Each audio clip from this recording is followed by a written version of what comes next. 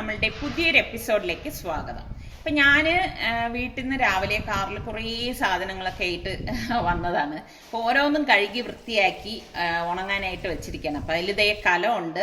ഈ കലമൊക്കെ സൂക്ഷിച്ച് ഞാൻ കഴുകുകയാണ്. അപ്പം നിസാറിക്കായി മക്കളൊക്കെ വീട്ടിലാണ്. അവരെ എന്തൊക്കെയോ പണികളുണ്ടായിരുന്നു. അപ്പം ഞാനിങ്ങനെയാണ് എന്നാൽ കഴിയുന്ന വിധത്തിൽ ഞാൻ വരുന്ന അനുസരിച്ച് ഞാൻ സ്കൂട്ടിലാണെങ്കിൽ സ്കൂട്ടിൽ സാധനങ്ങൾ കയറ്റിയിട്ടേ വരത്തുള്ളൂ. അപ്പോൾ ദേ ഈ കലത്തിനെ കുറിച്ച് പറയാനാണെങ്കിൽ കുറച്ച് കഥയുണ്ട് കേട്ടോ. അത് ഞാൻ വരുന്ന എപ്പിസോഡിൽ എപ്പോഴെങ്കിലും നിങ്ങളുമായിട്ട് ഷെയർ ചെയ്യാം. അപ്പോൾ അതൊക്കെ ഞാൻ കഴുകി വെച്ച ശേഷം ദേ ഈ സംഭവം കണ്ടോ, ഇത് ഞാൻ സൗദിയിൽ നിന്ന് ഒരുപാട് വർഷം പഴക്കമുള്ളതാണ് കേട്ടോ, കൊണ്ടുവന്നതാണ്. ഞങ്ങളുടെ വീട്ടിൽ ഹാങ് ചെയ്തിരുന്നൊരു സാധനമാണ്. അപ്പോൾ ഇതെനിക്ക് ഭയങ്കര ഇഷ്ടമുള്ളതാണ്, നല്ലൊരു സ്റ്റോണാണ്. അപ്പോൾ അത് ഞാൻ ഇടയ്ക്കിടയ്ക്ക് ഇതുപോലെ കഴുകും, കാരണം അതിൽ പൊടി പിടിക്കും. കഴുകിയെടുക്കുമ്പോൾ നല്ല രസമാണ് കേട്ടോ ഇത്. അപ്പോൾ ഇപ്പോൾ അത് അവിടെ ഉണ്ടോയെന്നുള്ള കാര്യമൊന്നും എനിക്കറിയത്തില്ല. അപ്പം ഞാൻ ഇത് നല്ല വൃത്തി ഒന്ന് കഴുകിയ ശേഷം ഇതൊക്കെ ഇനിയിപ്പം ഉണക്കാനായിട്ട് വെക്കണം. അപ്പം എനിക്ക് ഇങ്ങനെയൊക്കെ ചെയ്യണത് ഭയങ്കര ഇഷ്ടമാണ് കേട്ടോ. എനിക്കിഷ്ടമുള്ള സാധനങ്ങളൊക്കെ കൊണ്ടുവരിക, വൃത്തിയാക്കി വെക്കുക എന്നൊക്കെ പറഞ്ഞു കഴിഞ്ഞാൽ ഭയങ്കര സന്തോഷമാണ്. അപ്പോൾ ഇതെല്ലാം ഇവിടെ വെച്ച് കഴിഞ്ഞപ്പോഴേക്കൊണ്ട് നമ്മുടെ നിസാറിക്ക വന്നു. ഒറ്റ നോട്ടത്തിൽ തന്നെ കണ്ടുപിടിച്ചു. രാവിലെ തന്നെ എനിക്കൊരു പണി ഞാൻ അറിയാതെ കിട്ടി എന്നുള്ളതാണ്. ഞാൻ രാവിലെ കാർ എടുത്തിട്ട് വരുമ്പോഴേക്കും ഞാനിതൊന്നും കണ്ടില്ല കേട്ടോ. അപ്പോൾ പഞ്ചറായിരിക്കണം, അത് നല്ല ഒന്നാന്തരം പഞ്ചർ. അപ്പൊ തന്നെ നിസാറിക്ക സ്റ്റെപ്പിനി ഊരി എടുക്കുകയാണ് നമ്മളെ ഇതിൽ. ഇനിയിപ്പോൾ സ്റ്റെപ്പിനി ഇട്ടിട്ടല്ലേ പോകാൻ പറ്റത്തുള്ളൂ. എനിക്ക് ഭയങ്കര അതിശയം തോന്നുന്ന ഒരു കാര്യം എന്താണെന്ന് വെച്ചാൽ ഉണ്ടല്ലോ, ഡ്രൈവിംഗ് പഠിപ്പിക്കുന്ന കാര്യത്തിലാണെങ്കിലും ഇങ്ങനെ വണ്ടിയിൽ എന്തെങ്കിലുമൊക്കെ പറ്റുന്ന കാര്യത്തിലാണെങ്കിലും നിസാറിക്ക ഒട്ടും വഴക്ക് പറയാറില്ല കേട്ടോ. പക്ഷെ ഞാനാണെങ്കിൽ ആ സ്ഥാനത്ത് പിള്ളേരെ ആണെങ്കിൽ ഞാൻ വഴക്ക് പറയും. പക്ഷെ അതെന്താണെന്ന് എനിക്കറിയത്തില്ല. അതെനിക്ക് ഭയങ്കര അതിശയം തോന്നിയ കാര്യമാണ്. പിന്നെ നമ്മൾ പെണ്ണുങ്ങള് ഇങ്ങനെയുള്ള കാര്യങ്ങളൊക്കെ അറിഞ്ഞിരിക്കണം കേട്ടോ. അല്ലാതെ നമ്മൾ ഡ്രൈവിംഗ് സീറ്റിൽ കയറിയിരുന്ന സ്റ്റിയറിംഗ് മാത്രം പിടിച്ചാൽ പോരാ. നമുക്ക് ഈ ടയർ മാറ്റാൻ, നമ്മളുടെ കൂട്ടത്തിൽ ഡ്രൈവിംഗ് അറിയുന്നവരിൽ എത്ര പേരുണ്ട് ഇതുപോലെ ടയർ പഞ്ചറായാൽ സ്വയം മാറ്റാൻ അറിയുന്നവരുണ്ടെങ്കിൽ ഒന്ന് പറയണേ. ഇപ്പം ഇങ്ങനെയുള്ള അത്യാവശ്യ സംഗതികൾ, അതായത് ഇതുപോലെ പഞ്ചർ വന്നു കഴിഞ്ഞാൽ ടയർ മാറ്റുക, ബാറ്ററി ചാർജ് ചെയ്യുക, അല്ലെങ്കിൽ ബാറ്ററിക്ക് എന്തെങ്കിലും വന്നു കഴിഞ്ഞാൽ ബാറ്ററി ചേഞ്ച് ചെയ്യാൻ, ഇങ്ങനെയൊക്കെ അറിയുന്ന എത്ര പേരുണ്ടാവും. അപ്പൊ ഞാൻ പറയുന്നത് എന്താ വെച്ചാൽ നമ്മളിതെല്ലാം അറിഞ്ഞിരിക്കണം. അല്ലാതെ നമ്മൾ വെറുതെ വണ്ടിയിൽ കയറിയിരുന്ന് സ്റ്റിയറിംഗ് പിടിച്ച് വണ്ടി ഓടിക്കുന്നതിലല്ല കാര്യം. നമുക്ക് ഒരു അസന്നിധ്യ ഘട്ടത്തിൽ നമുക്ക് ഇതുപോലെ വന്നു കഴിഞ്ഞാൽ നമുക്ക് സ്വയം ഇത് മാറ്റാൻ കഴിയണം. പിന്നെ ഒരു കാര്യം, നമ്മളുടെ വണ്ടിയിൽ ഇങ്ങനെയുള്ള ഐറ്റംസ്, അതായത് ഈ ജാക്ക്, പിന്നെ അതുപോലെ തന്നെ സ്പാനർ, ഇങ്ങനെയൊക്കെയുള്ള ഐറ്റംസ് എപ്പോഴും ഉണ്ടാവണം എന്ന് നമ്മൾ ഉറപ്പുവരുത്തണം നമ്മൾ വണ്ടി എടുക്കുന്നതിന് മുമ്പ്. അതുപോലെ തന്നെ വണ്ടിയുടെ ബുക്ക്, പേപ്പർ, ഇങ്ങനെയൊക്കെ ഉള്ള കാര്യങ്ങൾ നമ്മൾ ഉണ്ടോയെന്നെല്ലാം ശ്രദ്ധിക്കണം.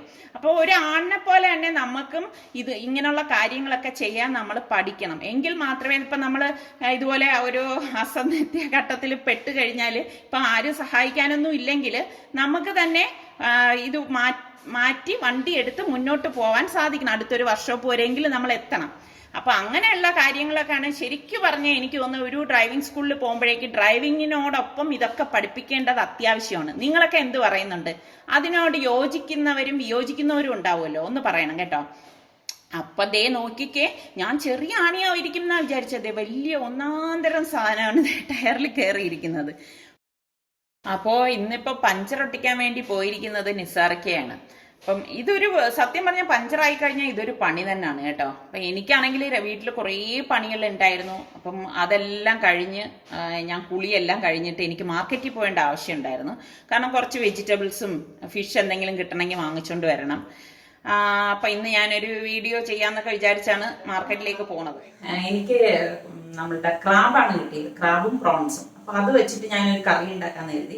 പിന്നെ കുറച്ച് വെജിറ്റബിൾസും വാങ്ങിച്ചിട്ട് വന്നിട്ടുണ്ട്. അപ്പൊ ഇന്നിപ്പോ ഞാൻ ഇവിടെയാണ് ഉണ്ടാക്കുന്നത്. അപ്പൊ എന്താ, ചോറിന് ഞാൻ അരി അടുപ്പത്ത് കുക്കറിലേക്ക് വെച്ചിരിക്കുകയാണ്. അപ്പൊ നമുക്ക് ഇവിടുത്തെ പാചകമൊക്കെ ഒന്ന് കണ്ടുനോക്കാം കേട്ടോ.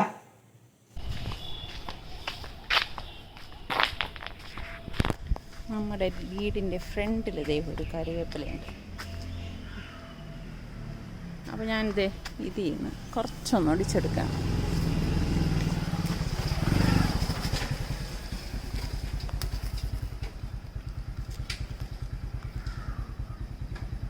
ഞാൻ വന്നുടൻ തന്നെ അരി അടുപ്പത്തേക്ക് ഇട്ടിട്ടുണ്ടായിരുന്നു. അപ്പം ഞാൻ സവോളയൊക്കെ ഒന്ന് അരിഞ്ഞെടുക്കുകയാണ്. അപ്പം ഞാൻ ഇതുപോലെ വലിയൊരു പാത്രം വെച്ചിട്ട് നമ്മൾ ഇതുപോലെ ക്ലീൻ ചെയ്തൊക്കെ എടുക്കുമ്പോൾ നമുക്ക് എളുപ്പമാണ് കേട്ടോ. പിന്നെ ആ ഒരു കൗണ്ടർ ടേബിൾ തുടച്ചെടുക്കാൻ വലിയ പാടൊന്നുമില്ല. പിന്നെ പെട്ടെന്ന് തയ്യാറാക്കാൻ വേണ്ടി ആയതുകൊണ്ട് ഞാൻ ഇതെല്ലാം പെട്ടെന്ന് എടുക്കുകയാണ്. ഇഞ്ചി, വെളുത്തുള്ളി, പച്ചമുളക്, തൊണ്ടമുളകാണ് കേട്ടോ, അതൊന്ന് ക്രഷ് ചെയ്തെടുക്കുകയാണ്. അപ്പോൾ സവാള ഞാൻ അവിടെ സ്ലൈസ് ചെയ്ത് വെച്ചിട്ടുണ്ടായിരുന്നു. ഈ ഒരു പരുവത്തിന് വേണം നമ്മളിത് ഒന്ന് ക്രഷ് ചെയ്തെടുക്കാനുള്ളത് കേട്ടോ. എന്നിട്ട് പാനിലേക്ക് എണ്ണ ഒഴിച്ച ശേഷം നമ്മൾ ഈ അരിഞ്ഞ് വെച്ചിരിക്കുന്ന സവാള ഇതുപോലെ ഇട്ടിട്ട് കുറച്ച് കറിവേപ്പിലയും കൂടി ഇട്ടിട്ടൊന്ന് വഴറ്റി കൊടുക്കും. ഞാൻ വീട്ടിൽ നിന്ന് കറിവേപ്പില കൊണ്ടുവരാൻ മറന്നുപോയതാണ് കേട്ടോ, ഇനി വരുമ്പോൾ കുറച്ച് അധികം കൊണ്ടുവരണം. അപ്പോൾ ഈ സമയം തന്നെ ഞാൻ നമ്മുടെ ചോറ് റെഡിയായത് ഗ്യാസ് ഓഫ് ചെയ്തിട്ട് സ്റ്റീം പോയപ്പോൾ ഓഫ് ചെയ്തിട്ടുണ്ടായിരുന്നു. അപ്പോൾ ഇതൊന്ന് വടിച്ചെടുക്കുകയാണ്. അപ്പം ഇങ്ങനെ ചോറ് വയ്ക്കണ രീതി ഒന്ന് പറഞ്ഞു തരുമെന്ന് ഒരുപാട് പേര് ഞാൻ ഓരോ പ്രാവശ്യം വീഡിയോ കാണിക്കുമ്പോഴും പറയാറുണ്ട് കേട്ടോ. ഞാൻ എപ്പോഴെപ്പോഴും ഇതൊക്കെ കാണിക്കുമ്പം ഈ സ്ഥിരം കണ്ടുകൊണ്ടിരിക്കുന്നവർക്കൊക്കെ ശരിക്കും പറഞ്ഞ ബോറാവും. അപ്പം നിങ്ങൾ നോക്കിയാൽ മതി, ഞാൻ കുറേ പ്രാവശ്യം കാണിച്ചിട്ടുണ്ട് കേട്ടോ. അപ്പോൾ നമ്മളുടെ വഴുതനങ്ങ, എനിക്കിത് ഭയങ്കര ഇഷ്ടമുള്ളൊരു വെജിറ്റബിളാണ് കേട്ടോ. അപ്പോൾ അത് ഞാൻ ഇതുപോലെ ഒന്ന് കട്ട് ചെയ്തെടുക്കുകയാണ് ചെയ്യണത്. കട്ട് ചെയ്തെടുത്തിട്ട് ഈ വഴുതനയാകുമ്പോൾ പെട്ടെന്ന് നമുക്ക് റെഡിയായി കിട്ടും കേട്ടോ. ഇതിലേക്ക് ഞാൻ 1 ടീസ്പൂണോളം മഞ്ഞൾപ്പൊടിയും ഒരു 2 ടീസ്പൂൺ കാശ്മീരി ചില്ലി പൗഡർ, പാകത്തിനുള്ള ഉപ്പ്, കുറച്ച് കായപ്പൊടി ഏകദേശം 1/2 ടീസ്പൂൺ, എന്നിട്ട് നന്നായിട്ടൊന്ന് മിക്സ് ചെയ്തെടുക്കുക. നമ്മൾ കായപ്പൊടിയൊക്കെ ഇട്ടിട്ട് എടുക്കുമ്പോൾ നല്ല മണവും നല്ല ടേസ്റ്റും ആയിരിക്കും. ഇതിൻ്റെ ഇടയിൽ തന്നെ ഞാൻ സവാള വഴറ്റി എടുക്കുകയാണ്. എന്നിട്ട് നമ്മൾ ഈ ചതച്ച് വെച്ചിരിക്കുന്നില്ലേ, അത് ഇതിലേക്ക് ഇട്ടിട്ട് ഒന്ന് വഴറ്റിയെടുക്കണം. അപ്പം ഞാൻ എൻ്റെ ചതയ്ക്കുന്ന കല്ല് ഇതുവരെ കൊണ്ടുവന്നിട്ടില്ല കേട്ടോ, ഇനി എപ്പോഴെങ്കിലും വരുമ്പം എടുത്തിട്ട് വരണം. അപ്പോൾ ഇതുപോലെ വഴറ്റിയെടുക്കണം. അപ്പം നിസാർക്കൊക്കെ ഇഷ്ടമുള്ളൊരു വെജിറ്റബിളാണ് വെണ്ടയ്ക്ക എന്ന് പറഞ്ഞാൽ, വെണ്ടയ്ക്ക മെഴുക്ക്. അപ്പം ഞാൻ കുറച്ച് വെണ്ടയ്ക്ക എടുത്തിട്ടുണ്ട്. അപ്പോൾ ക്രാബൊക്കെ വൃത്തിയാക്കി വെച്ചിരിക്കുകയാണ്. നമ്മുടെ മസാല വഴണ്ടി വന്നപ്പോഴേക്ക് ഞാൻ 1 ടീസ്പൂൺ മഞ്ഞൾപ്പൊടി, 2 ടീസ്പൂൺ മല്ലിപ്പൊടി, 3 teaspoon Kashmiri chilli powder, 1 teaspoon കുരുമുളക് പൊടി, 1 ടീസ്പൂൺ ഗരം മസാല പൊടി, പാകത്തിനുള്ള ഉപ്പ്, ഇത്രയും കൂടി ചേർത്ത് നന്നായിട്ടൊന്ന് വഴറ്റി കൊടുക്കും. ഇതുപോലെ ഒന്ന് വഴറ്റിയെടുക്കണം കേട്ടോ. അപ്പം ഇത് നല്ലതുപോലെ ഒന്ന് വഴണ്ട് വരട്ടെ. അപ്പം ഞാൻ ഇതിലേക്ക് 2 ടൊമാറ്റോ ഇതുപോലെ കട്ട് ചെയ്തിട്ട് കൊടുക്കുകയാണ്. അപ്പം ടൊമാറ്റോയൊക്കെ ചേർത്തെടുക്കുമ്പോഴേക്കും ഒരു പ്രത്യേക ടേസ്റ്റാണ് കേട്ടോ ഈ ഒരു മസാലയ്ക്ക്. അപ്പോൾ ഞാൻ നല്ല പഴുത്ത ടൊമാറ്റോയാണ് എടുത്തിരിക്കുന്നത്. എന്നിട്ട് നല്ലതുപോലെ ഒന്ന് ഇളക്കി കൊടുക്കാം. പഴുത്ത ടൊമാറ്റോ തന്നെ ചേർക്കാൻ ശ്രദ്ധിക്കണേ, പച്ചയായി കഴിഞ്ഞാൽ അത്ര ഒരു രുചിയൊന്നും ഉണ്ടാവത്തില്ല. അപ്പോൾ ഈ സമയം തന്നെ ഞാനിവിടെ മറ്റൊരു പാന് അടുപ്പത്തേക്ക് വെച്ചിട്ടുണ്ട്. അതിലേക്ക് കുറച്ച് ഓയിലൊന്ന് ഒഴിച്ചു കൊടുക്കുകയാണ്. ക്രാബ് ഞാൻ ഈ മസാല കൂട്ടിലേക്ക് ഇട്ട് കൊടുക്കുകയാണ്. ഇതിപ്പോൾ ഞാൻ ക്രാബ് സെൻറ്ററിൽ നിന്നൊന്നും കട്ട് ചെയ്തിട്ടില്ല കേട്ടോ. ക്രാബിനൊപ്പം തന്നെ ഞാൻ 1 പിടി പ്രോൺസും കൂടി ഇട്ട് കൊടുക്കുകയാണേ, കൊഞ്ച്. അപ്പം ഇത് മിക്സ് സങ്കരമായിട്ടുള്ള ഒരു കറിയാണ് കേട്ടോ. അപ്പം ഞാൻ പറയില്ലേ, എപ്പോഴും എന്തെങ്കിലുമൊക്കെ വെറൈറ്റി വേണ്ടേ. അപ്പം അതിലേക്ക് എണ്ണ ചൂടായതിലേക്ക് ഞാൻ നമ്മളുടെ ബ്രിഞ്ചാൾ, അതായത് വഴുതനങ്ങ ഒന്ന് മെഴുക്ക് വരട്ടാനായിട്ട് ഇട്ട് കൊടുക്കുകയാണ്. അപ്പോൾ ഇത് വലിയ പാൻ ആയതുകൊണ്ട് തന്നെ ഇതുപോലെ ഒന്ന് പരത്തി ഇട്ട് കൊടുത്താൽ മതി. കുറച്ച് കറിവേപ്പിലയും കൂടി ഇട്ട് കൊടുക്കണം. അപ്പോൾ ക്രാബ് ഒന്ന് ഇളക്കിയെടുക്കണം. അപ്പം ഞാൻ സാധാരണ ഞാൻ പറഞ്ഞില്ലേ ഇടയ്ക്കൊന്ന് കട്ട് ചെയ്തിടും. ഇതിപ്പോൾ ഞാൻ ഉള്ളിലെ അഴുക്കെല്ലാം മാറ്റി കട്ട് ചെയ്യാണ്ടാണ് ഇത് റെഡിയാക്കി എടുക്കുന്നത്. അപ്പോൾ ഇടയ്ക്കിടയ്ക്ക് നമ്മൾ ഈ വഴുതന ഒന്ന് വരട്ടി കൊടുക്കണം. നിങ്ങളൊക്കെ ഇങ്ങനെ തന്നെയാണോ വഴുതന മെഴുക്ക് വരട്ടണത്? അപ്പോൾ നമ്മുടെ ക്രാബും ഇതുപോലെ ഇടയ്ക്കിടയ്ക്ക് ഇളക്കി കൊടുത്തുകൊണ്ടേയിരിക്കണം. വെള്ളം ചേർക്കരുത് കേട്ടോ. വെള്ളം ചേർത്ത് കഴിഞ്ഞാൽ അതിൻ്റെ ആ ഒരു ടെക്സ്ചറൊക്കെ പോവും. പ്രത്യേകിച്ച് നമ്മൾ ഇതിനകത്ത് പ്രോൺസ് ചേർത്തിട്ടുണ്ട്. അപ്പോൾ ആ പ്രോൺസിൻ്റെ ആ ഒരു സ്മെല്ലും ടേസ്റ്റും ഒക്കെ ഇതിലേക്ക് സത്തിറങ്ങി വരും. ഒരു പ്രത്യേക ടേസ്റ്റാണ് കേട്ടോ. നമ്മളുടെ വെണ്ടയ്ക്ക ഞാനൊന്ന് മെഴുക്ക് വരട്ടാനായിട്ട് ഒന്ന് അരിഞ്ഞെടുക്കാൻ കേട്ടോ. എനിക്കാണെങ്കിൽ ഇങ്ങനെ ഇവർക്കൊക്കെ വെജിറ്റബിളൊക്കെ ഇഷ്ടമുള്ളതാണെങ്കിൽ ഇതുപോലെയൊക്കെ ഉണ്ടാക്കി കൊടുക്കാൻ ഭയങ്കര ഇഷ്ടമാണ് കേട്ടോ. അപ്പം നിസാർക്ക ചിലപ്പം പറയും ഇത്രയധികം കറിയുടെ ആവശ്യമുണ്ടോ എന്നൊക്കെ ചോദിക്കാറുണ്ട്. പക്ഷെ എനിക്കെന്തോ ഇതൊക്കെ ഇഷ്ടമാണ് കേട്ടോ ഇങ്ങനെ ഉണ്ടാക്കാൻ. അതുകൊണ്ടാണ് ഞാൻ ഇങ്ങനെയൊക്കെ ഉണ്ടാക്കിയെടുക്കുന്നത്. അപ്പം മറ്റൊരു പാൻ അടുപ്പത്തേക്ക് വെച്ചിട്ട് എണ്ണ ഒഴിച്ചിട്ട് നമ്മൾ പച്ചമുളക്, തൊണ്ടമുളകാണ് ഞാൻ ആ വെണ്ടയ്ക്കയുടെ കൂടെ ഇട്ടിരിക്കുന്നത്. അതും വെണ്ടയ്ക്കയും കൂടി ഇട്ടിട്ട് ഇതുപോലെ ഒന്ന് വഴറ്റി കൊടുക്കും. എപ്പോഴും നമ്മൾ ശ്രദ്ധിക്കേണ്ട കാര്യം, വെജിറ്റബിൾ ഓവർ കുക്കാവാൻ പാടില്ല. എന്നാൽ കുക്കാവേ വേണം, ആ വെജിറ്റബിളിൻ്റെ കളറ് നഷ്ടപ്പെടാനും പാടില്ല.